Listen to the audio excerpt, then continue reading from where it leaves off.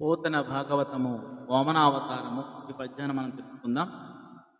శుద్ధ బ్రహ్మర్షి సమారాధుండై విహిత మంత్రరాజి చదువుచుం క్రోద్ధంబగుననలంబున వృద్ధాచారమునవటుడు వేల్చెన్గడకన్.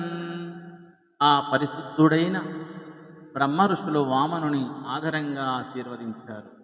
తరువాత బ్రహ్మచారి సంప్రదాయం ప్రకారం వేదమంత్రాలు చదువుతూ వెలిగి అగ్నిహోత్రములో ఉత్సాహంతో హోమం చేశాడు. ఈ విధంగా ఉపనయనం పూర్తయి కృతకృత్యుడు అయిన మాయా బ్రహ్మచారి ఇతర దేశాల నుండి వచ్చిన కొందరు బ్రాహ్మణులను చూసి ఇలా అడిగాడు: వత్తురె విప్రులు వేడగ నిత్తురె దాతలను వేట్క నిస్తాతములన్ తెత్తురె మీరును సంపద లిత్తెరగున దానవీరుడెవ్వర చెప్పుడా.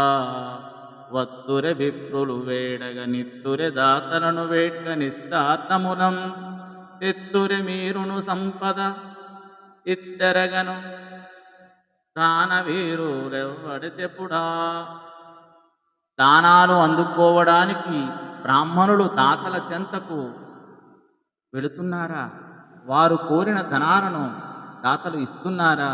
మీరు కూడా అలా ధనాన్ని తీసుకుంటారా? ఈ విధంగా అర్ధులకు అడిగినది ఇచ్చే మహాదాత ఎవరో చెప్పండి అని ఈ పద్యభావము.